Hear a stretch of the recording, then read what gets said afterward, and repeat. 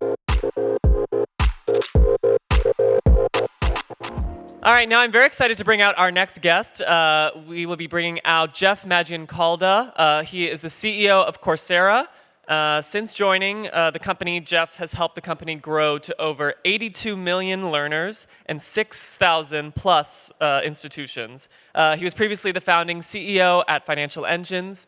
He's also a graduate of Stanford undergrad and business school. We're really excited to have Jeff here. So please put your hands together for a talk on the role of institutions in defining the new normal. Jeff Maggioncalda.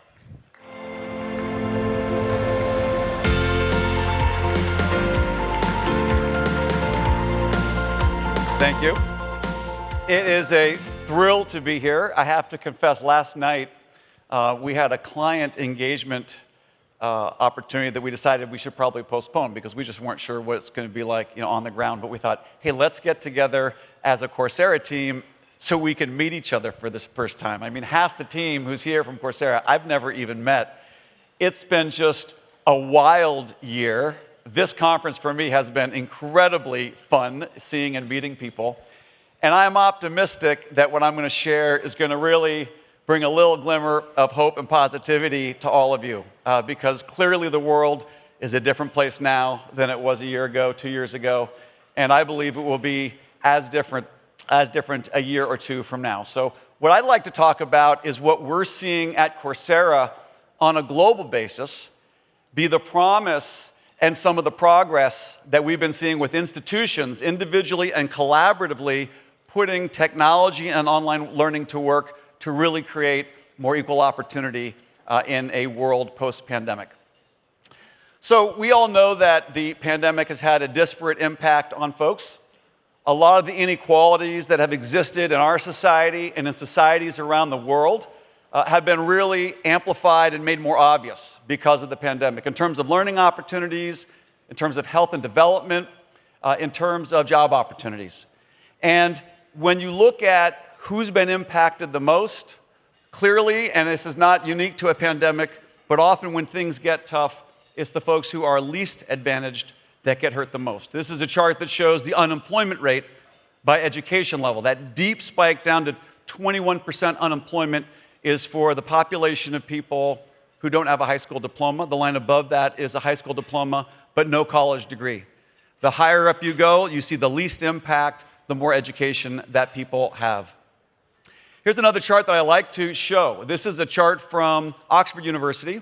On the x-axis is the job vulnerability to automation. The y-axis is annual income. And what really jumps out, the size of the bubble is the number of people in the jobs, and the color of the bubble is the typical education level. And when you look at this chart, what you can see are these really big red bubbles in the lower right. These are people who have minimum wage or low-income jobs. They typically don't have any formal education. They're doing jobs that are more predictable and repeatable, and therefore much more at risk of being automated. On the other hand, you look at the light blue bubbles in the upper left. These are folks with college degrees. These are folks who are getting paid a reasonable amount of money, and their jobs are far less likely to be impacted by automation. So people talk about technology, I think, a little bit naively saying, oh, it'll automate jobs, it'll create jobs. But the people that lose the jobs through automation don't necessarily have the skills to get the jobs that will be created by technology. And so almost every government in the world is urgently thinking about, how do we bridge this gap? How do we help folks who are going to be most impacted get the knowledge and the digital skills and the credentials to become qualified and to have access to the job opportunities that are likely going to be created by technology? And when McKinsey asked a bunch of CEOs in 2020, what is your response going to be to the pandemic?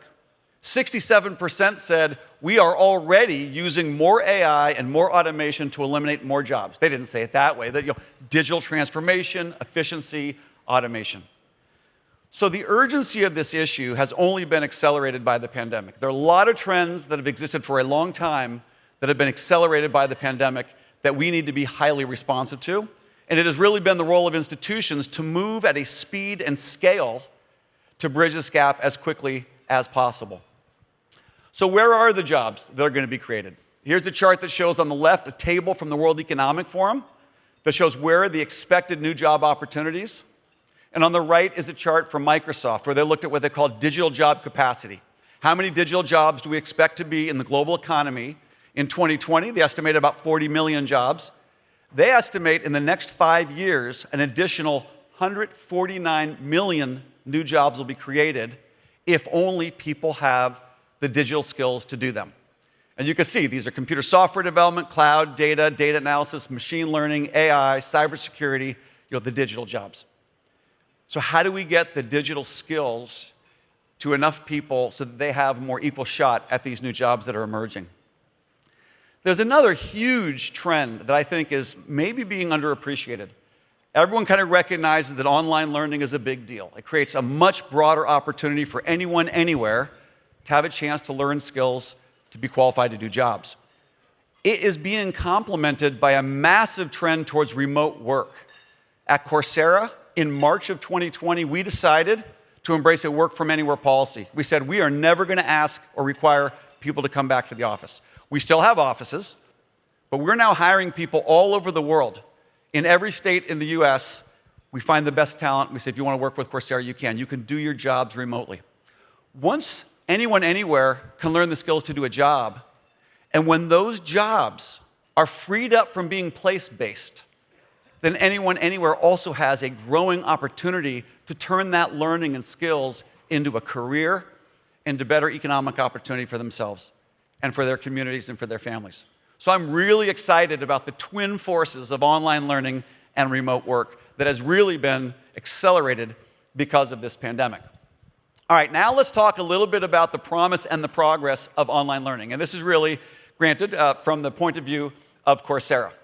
And to give you a sense of where we're coming from, we think of Coursera as an ecosystem, learners and educators and institutions on a platform.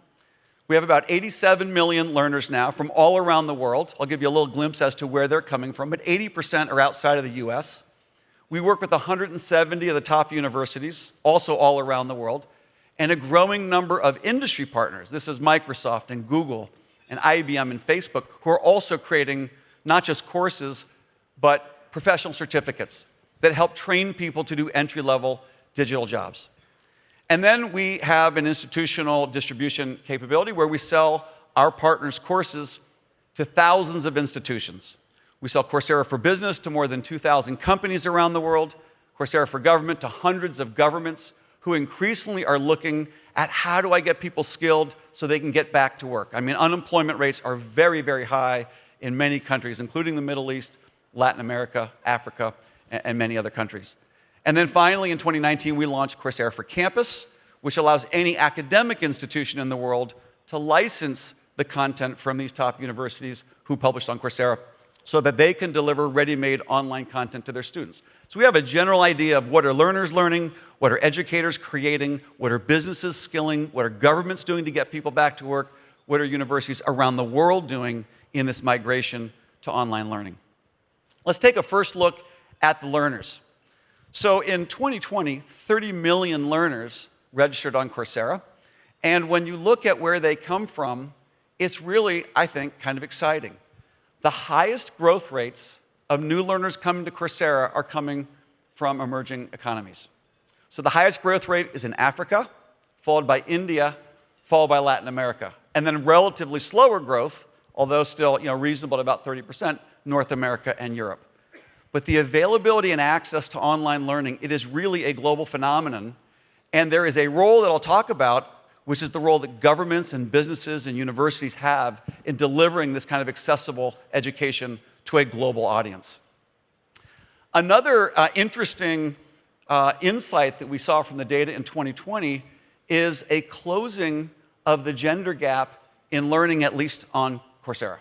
So this chart shows the percentage of course enrollments by women globally and then in the US, 2018, 2019, and 2020. You can see globally, women accounted for about 38% of course enrollments in 2019. That jumped to 45% of enrollments in 2020 during the pandemic.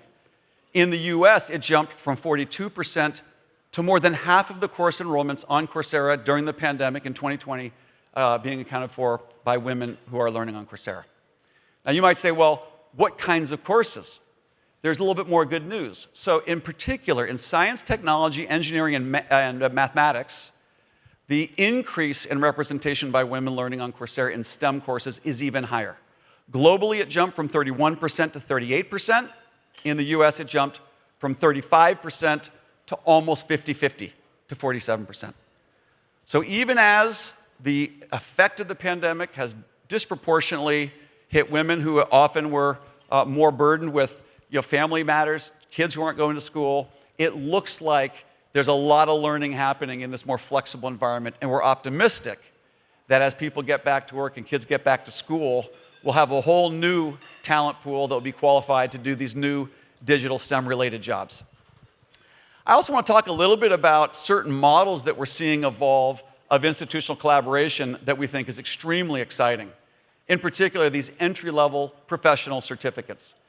This really started back in 2018 when Google launched the Google IT Support Certificate.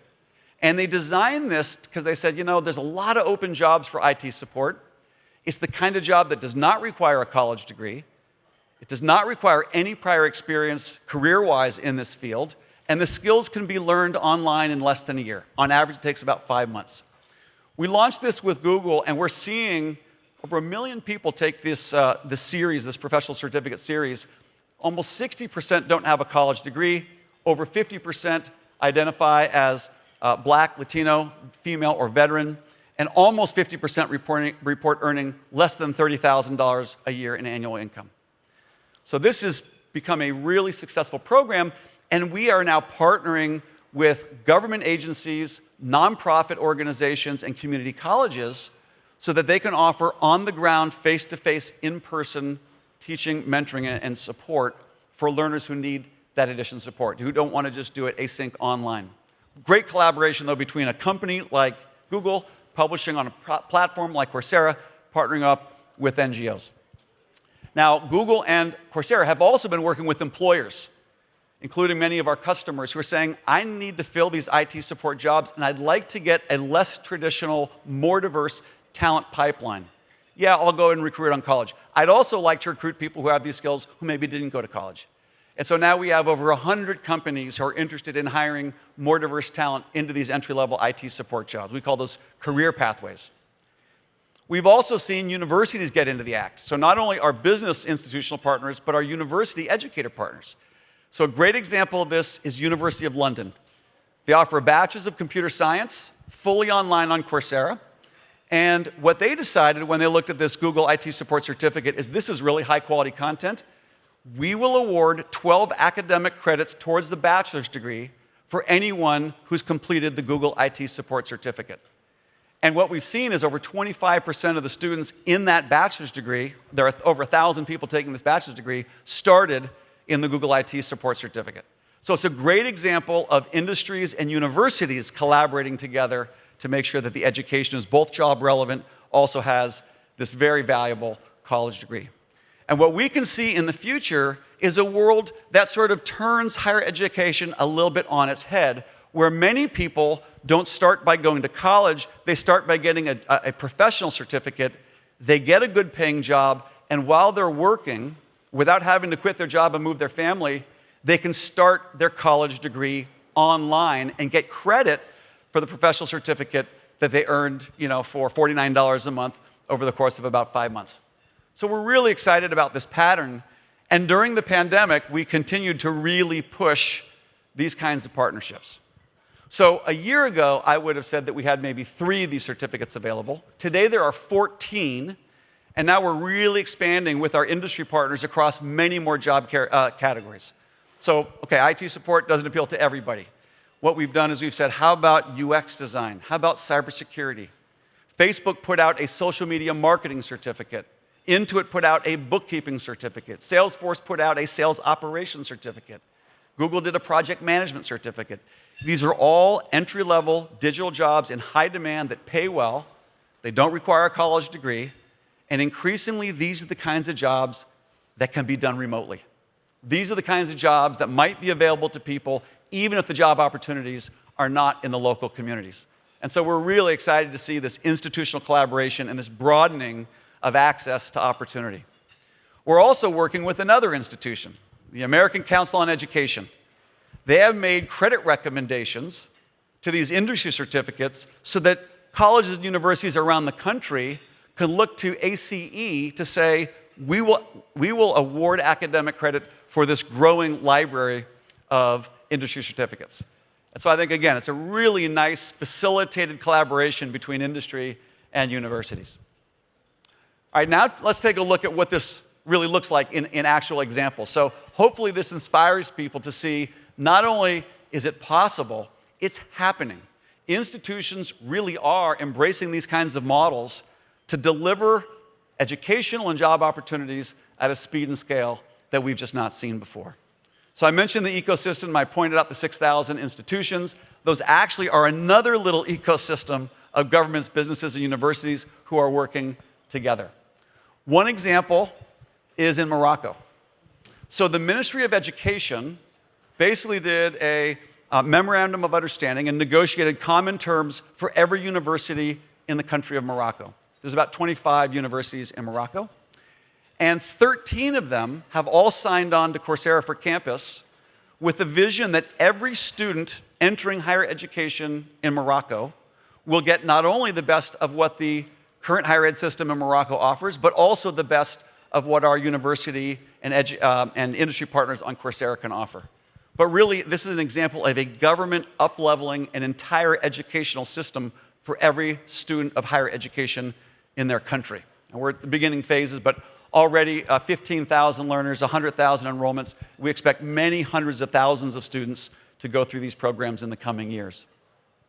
Another example, which I kind of like, because this did not come from Coursera. One of our partners, University of Virginia, said, we have an initiative to promote gender equity in Africa. And so they used Coursera, our platform, and they teamed up with Distance Education for Africa, which is a nonprofit. They also collaborated with another one of our university partners, which is the University of London, to bring job-relevant education to women in Africa. And a number of employers in Africa also signed on to create that linkage between the education and the career opportunity. So far, we've reached 32,000 learners together, 72% completion, but one of the things that excites me is this is an initiative that did not start with Coursera at all. It's just one of the players on the ecosystem, one of our partners saying, we want to do this, let's make it happen. Another example that's more close to home and pandemic related is the state of New York. During the pandemic, lost 1.7 million private sector jobs. The Department of Labor in New York said, you know what, we've got to get folks back to work. We're going to have to reskill them to do it. They basically created a partnership with Coursera for government. They bought licenses for every unemployed person in the state of New York. They then partnered up with the City University Network the City Universities of New York to make sure that the curriculum was actually infused into the educational system of the universities. And then they teamed up with business roundtables in Buffalo for advanced manufacturing, in Manhattan for financial services, to make sure that the employers could actually weigh in on the kinds of skills they're looking for and the kinds of jobs they're trying to hire. So a government agency is working with university systems to make sure that the curriculum can skill people up to fill the jobs that the businesses in that region are looking to fill with qualified graduates. And then finally, another example, again, more globally, we, during the pandemic, struck a relationship with the Commonwealth of Learning. So this is a nonprofit that serves 54 Commonwealth countries around the world. And they also said, we want to try to reskill people and get them back to work across all of these countries. This is an example of a nonprofit, an NGO, working on behalf of governments to make access to online learning more available to entire populations of countries. So far, 128,000 learners, 1 million course enrollments, and again, access to all of the courses that our university partners and industry partners basically put up on the Coursera platform. So just the creativity, the coordination, the collaboration among these institutions, I think, has been extremely exciting. So when I think about the world that we're living in, it's really a new world. It has been reshaped by the pandemic. And technology is a force that is both cause and effect. It is causing our world to accelerate more quickly than it ever has. And we as a society are responding to that accelerated change by using technology to create greater learning opportunities and greater job opportunities. There's a phrase that I like, which is, talent is equally distributed, but opportunity is not. I believe that this will be less true in the future than it is today, because we can see institutions really taking advantage of not just the technology and content, but the possibility of institutional collaboration to bring learning opportunity and economic opportunity to a world of people who are really facing, I think, not only peril, but promise in a way that we've never seen before. So thanks to all of our partners who work together to make this happen, and I'm just really, really excited about what lies ahead. Thank you.